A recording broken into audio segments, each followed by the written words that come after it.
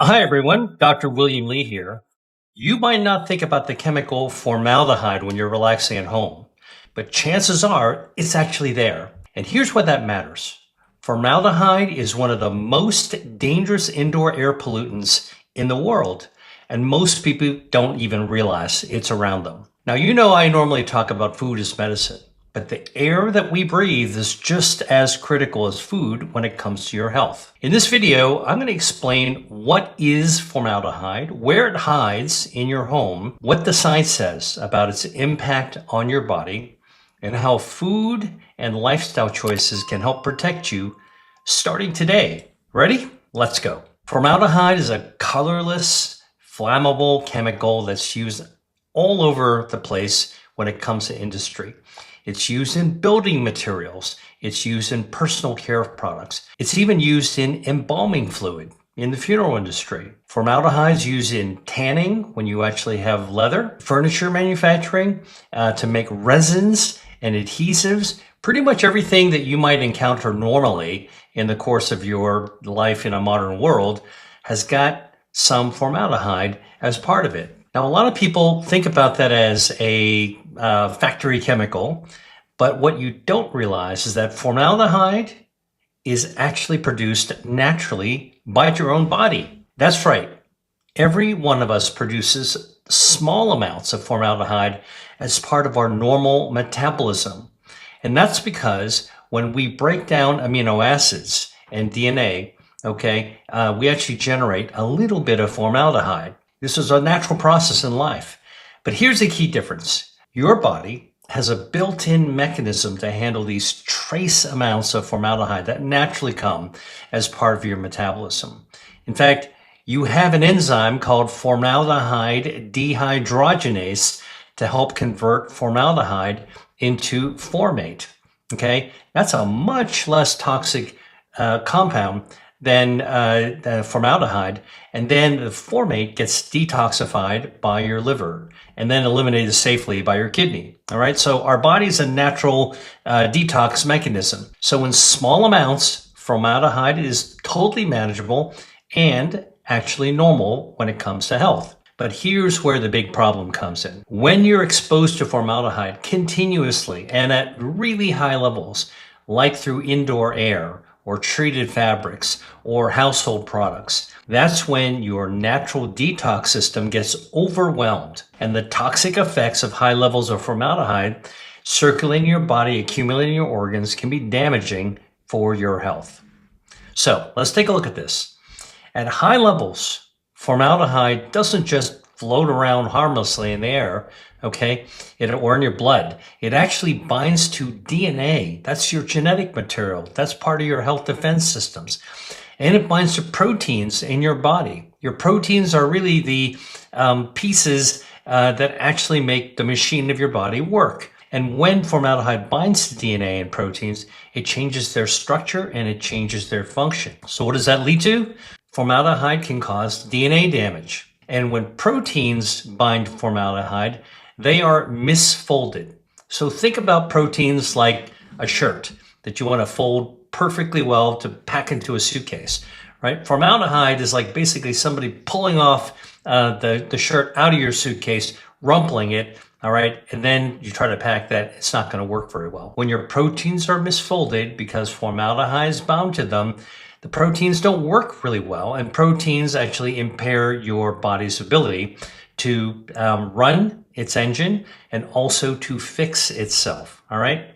Now, if this happens once in a while, not a big deal. Your body's very resilient. But over time, over a long period of time, chronic exposure to this kind of molecular disruption, that's exactly what leads to cell breakdown, organ breakdown, chronic inflammation, cellular aging, and chronic exposure to things like formaldehyde can even lead to cancer. And that's why exposure to formaldehyde has been identified as one of the top environmental cancer risk carcinogens in the country, in the United States.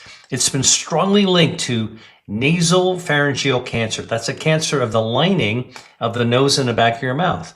Makes total sense, right? You're breathing this stuff in from exposure. It's also linked to myeloid leukemia. That's a blood cancer because now the formaldehyde is binding to proteins and DNA, which is in your body, and your white blood cells are where leukemia actually comes from. So also in your blood. Formaldehyde exposure is also linked to lung cancer, chronic respiratory inflammation, and other lung damage. And that makes sense because, again, we're breathing it in. This is why I want to share information about formaldehyde and why you need to think about it and you need to look out for it, okay, when you actually think about setting up a house or when you're buying furniture or when you're looking at a new car, for example. All those things can actually have lots of toxins and solvents and formaldehyde exposed to the materials that are in it. Let's talk a little bit more about where you might actually find this and what you can actually do about it. Where is formaldehyde found in your house? You don't need to live near a chemical plant to be exposed to formaldehyde. It's used in materials to make everyday products more durable. That's the reason formaldehyde was actually developed and used, all right? But when that formaldehyde is in your products, it off-gasses over time. You know what off-gassing is, right? Think about it. A carpet, brand new carpet off-gasses. Brand new car smells great, all right? That's off-gassing. Brand new furniture also has this characteristic smell. We associate it with something new and something wonderful, and it's so cool and great, smells great. Actually, that's off-gassing solvents. It ends up in the air, and then we breathe it right in, expose our nasal passages, back of our mouth, our lungs to it, and then it can get into our bloodstream as well. How does your body handle exposure to formaldehyde? All right. Well, there's some good news to this. Your body isn't completely defenseless. Now, I talk a lot about the body's health defenses. I'm about to tell you another way that the body can defend itself against formaldehyde. All right. And guess what? Your body has a defense against formaldehyde too. And here's how it works. Once formaldehyde enters your bloodstream, let's say that you're breathing some off-gassing in from an air freshener or from a new carpet. Guess what? The formaldehyde is broken down by your liver into something called formate. Remember, I told you about the enzyme formaldehyde dehydrogenase. Your body is ready to break this thing down, all right, so it doesn't accumulate. And then that formate, as I mentioned before, is much less toxic. It's in your bloodstream. It gets filtered by your kidneys, and then you pee it out, excreted by your urine.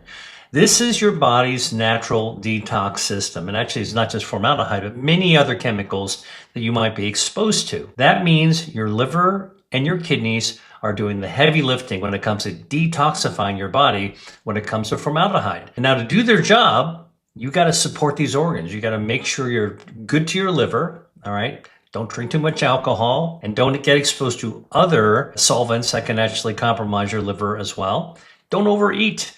You know, when you actually have non-alcoholic fatty liver disease, basically metabolically, you've overwhelmed your liver. And now it's not going to work as well to detoxify your body against formaldehyde.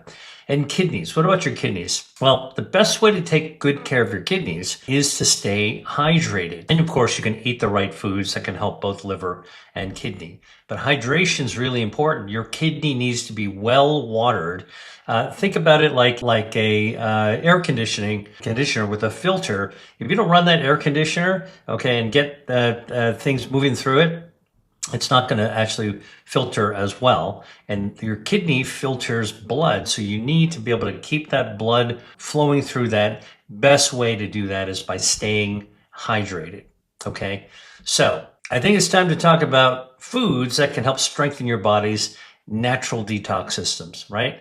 So let's start with your liver. What are some of the things, the foods that we can eat that can help improve our liver's function? Well, here's the thing. Most of the things that are helpful, you already know. I've talked about this before. Whole plant-based foods are definitely good. So which ones are they that help your liver?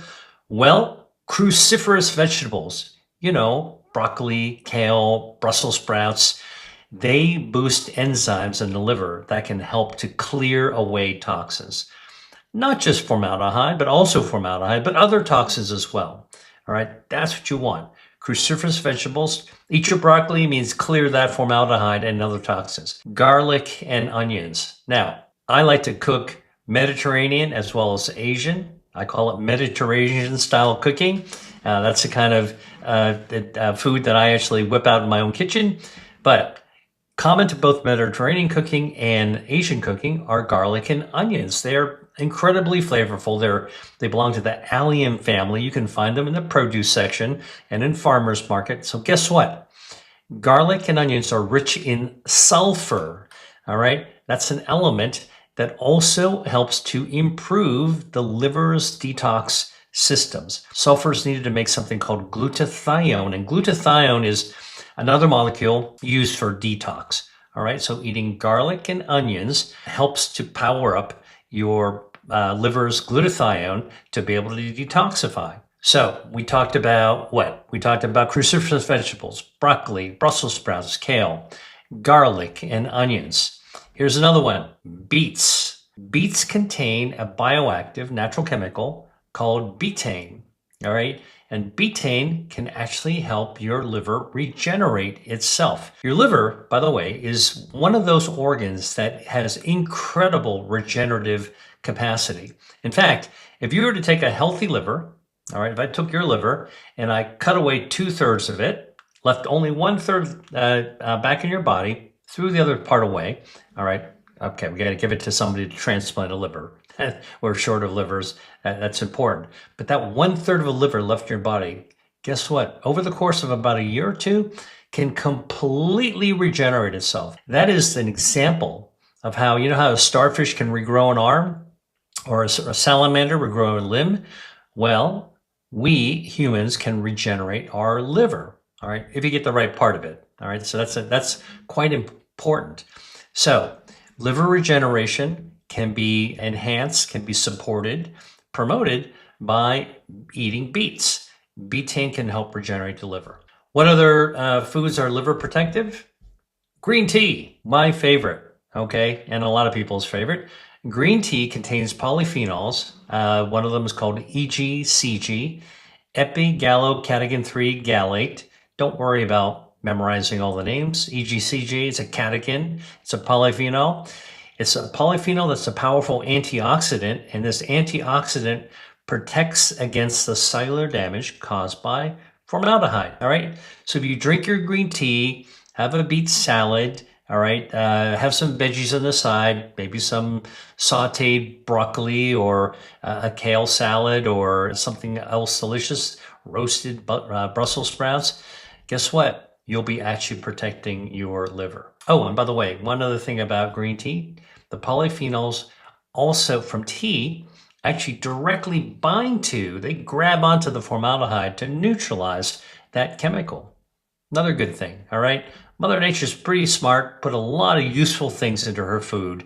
That's why we call it Mother Nature's pharmacy, not with a PH, like pharmaceutical, but Mother Nature's pharmacy with an F. Okay, that's the liver.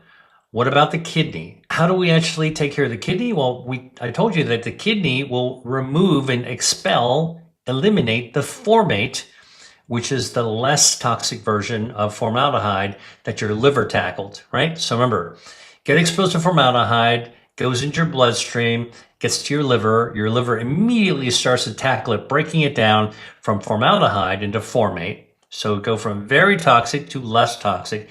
Still want to get rid of that in the body, goes to your kidneys basically filter it and get rid of it. You pee it right out. Okay, so what do you want to do for the kidney to take care of it?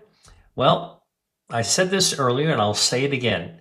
Hydrate, hydrate, hydrate. Hydration is key for life itself. If you want a good brain, good heart, good skin, good hair, you absolutely need to stay hydrated. And too many of us actually don't keep up with our water because we're just trained to power our way through the day and not pay attention to the fact that we're losing water all the time. You don't have to be in a hot environment and sweating to lose water.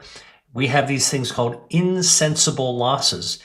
Every time you exhale, every time you speak, all right, you're losing a little bit of water. Actually, when your eyes are open, you're losing a little bit of water that evaporates through your eyeballs. Hydration is key.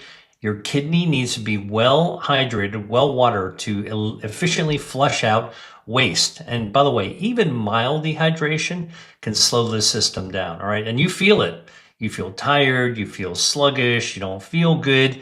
So, drinking water is the easiest way to hydrate. But remember, I told you tea can actually do it. So, if you want to actually boost your liver and keep your kidneys going, try tea. Water plus polyphenols, you get double barrel benefits actually from that. All right. Now, coffee is something I drink every single morning. When I did a gap year in the Mediterranean, I was in Italy, I learned to actually drink coffee and espresso in the morning. Now, besides the caffeine, which is a good pick-me-up in the morning, coffee actually has other bioactives, natural chemicals, like chlorogenic acid. All right. Chlorogenic acid lowers inflammation. And guess where it can lower inflammation? You guessed it, in the kidney. So drinking coffee has its own bioactives that gets, into your bloodstream, and it's going to encounter your kidney, lowers inflammation. That's a good thing. And you're also getting the hydration from the coffee itself. Now, some of you might say, wait a minute, I remember being told that coffee and tea can cause dehydration.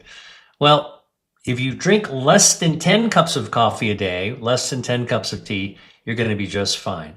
Okay. Research, human clinical studies have actually shown that you do not get dehydrated if you drink less than 10 cups of tea or coffee every single day. When you eat or drink, keep your liver and your kidneys in mind.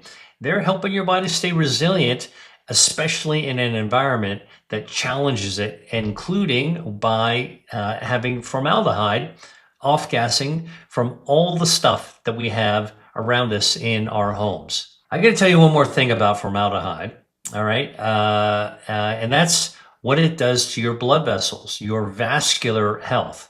I'm one of the few people you're going to hear about this vascular health. I'm a vascular biologist. I'm an expert in a field of blood vessels called angiogenesis. Angio, blood vessel, genesis, how your body grows them.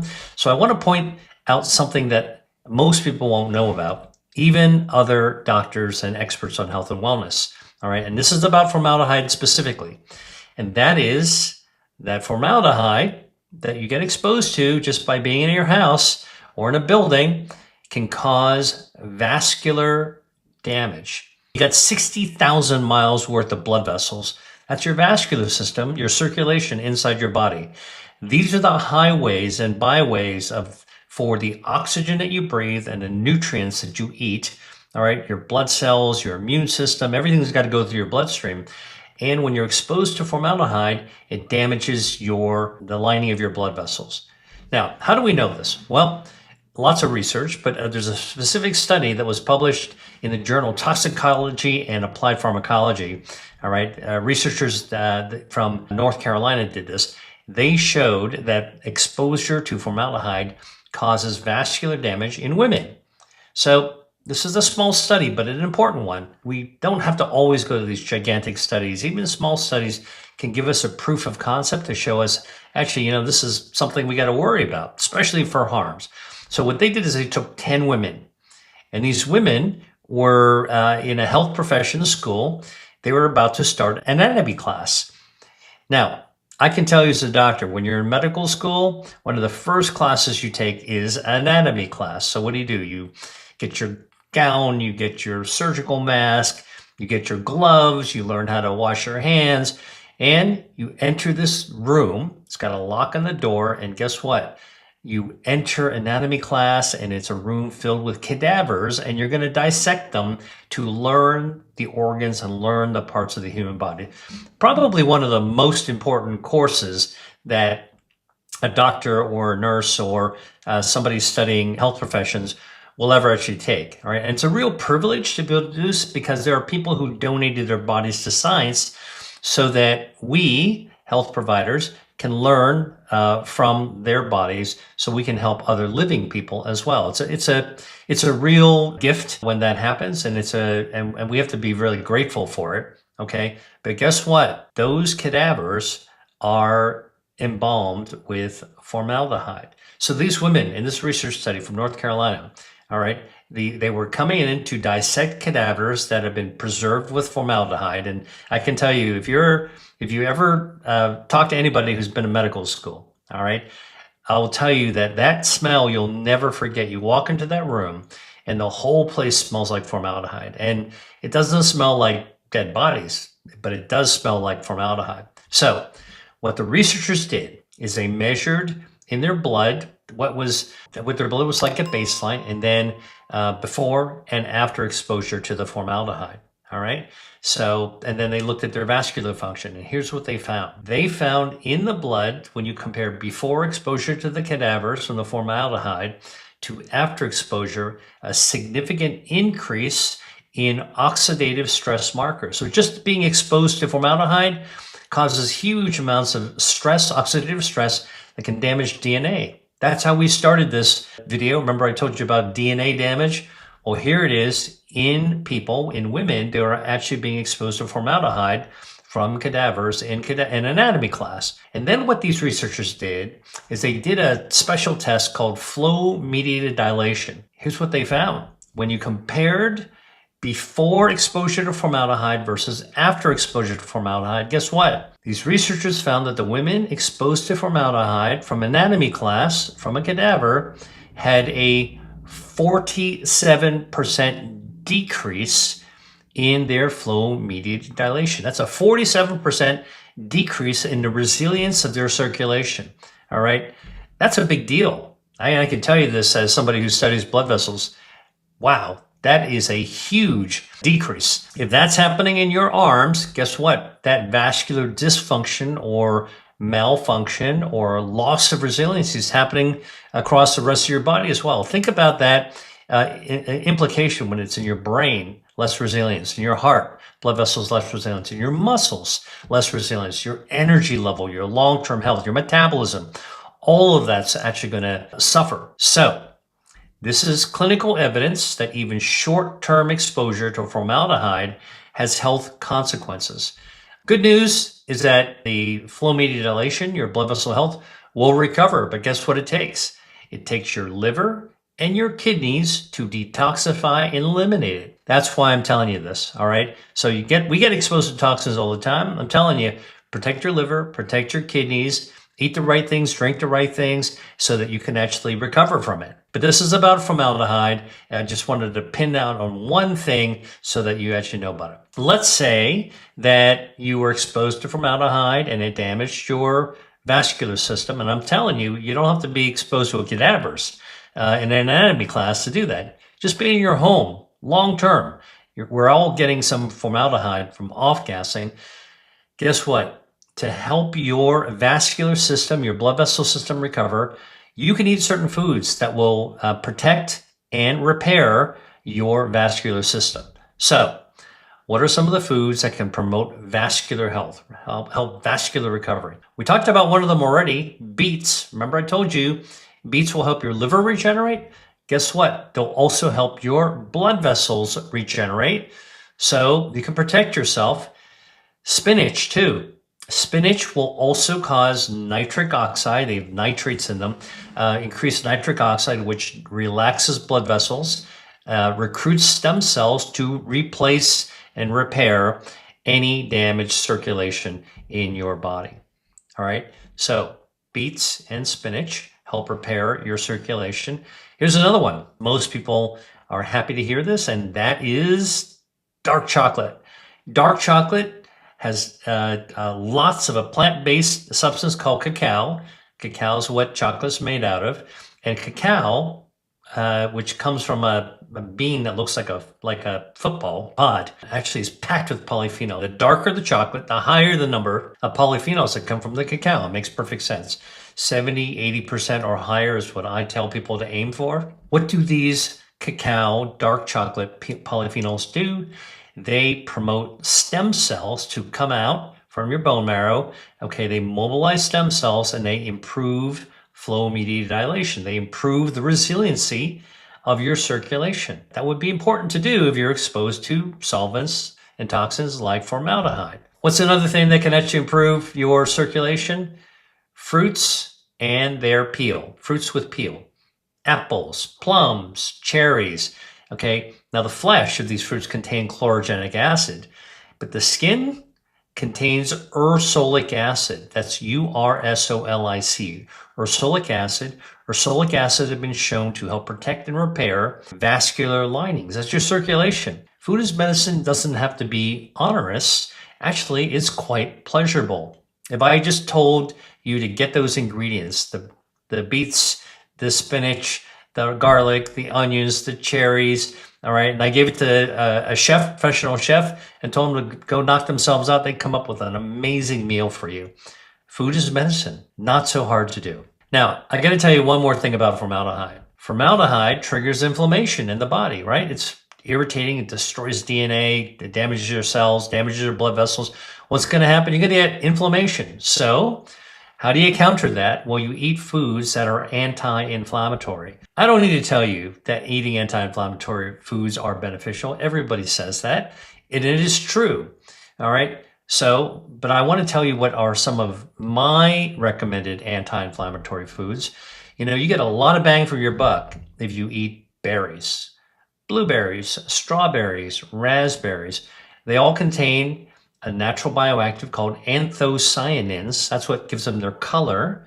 Okay, it's like a natural food dye. All right, and guess what? That lowers inflammation big time. Another thing that I recommend that lowers inflammation is extra virgin olive oil. Olive oil has anti-inflammatory polyphenols, good to help neutralize the inflammation that toxin exposure like formaldehyde can actually cause. Turmeric, all right, another spice, actually has got curcumin, anti-inflammatory. If you want to get the most out of turmeric, mix it with some black pepper. That's, by the way, like why these two ingredients are often mixed together in a curry, all right? And the piperine in black pepper helps your body absorb the curcumin from turmeric a lot better. So just think about them as a pair. They should go together. Here's another anti-inflammatory food, fatty fish. Fatty fish contain healthy fats like omega-3s. Omega-3s found in seafood. The omega-3s are protective. They actually are anti-inflammatory. Now, if you're a vegetarian or a vegan, all right, and you want to have plants that have omega-3s, well, you can get precursor plants that have the omega-3s and make your body make its own omega-3s, like flaxseed and chia seeds. That's the way to actually get plant-based omega-3s, all right? Leafy greens, super packed with antioxidants like sulforaphanes, anti-inflammatory. And tomatoes. Tomatoes have lycopene and beta-cryptozanthin. These are natural chemicals. Trust me, I study food as medicine, so I'm the only person that really needs to memorize all these chemical names. You should just know tomatoes, leafy greens, fatty fish, spices like turmeric, extra virgin olive oil, berries. All right, that's all you really need to know about. But tomatoes have lycopene and beta-cryptozanthin, and these bioactives are also anti-inflammatory. So a steady intake of these kinds of foods that you'd find in the farmer's market or in the grocery store in the produce section can keep inflammation in check, reduce your body's vulnerability to toxic exposures like formaldehyde. So I want to give you some practical steps right now how you can actually lower formaldehyde exposure in your house. All right, this is actually really important. Simple thing you can do is open your windows. All right, open your windows, let the outdoor air come in when you're cooking, when you're cleaning. You're using cleaning materials. If somebody's helping you clean your house, open up your windows. Let the fresh air come in and blow out some of that formaldehyde.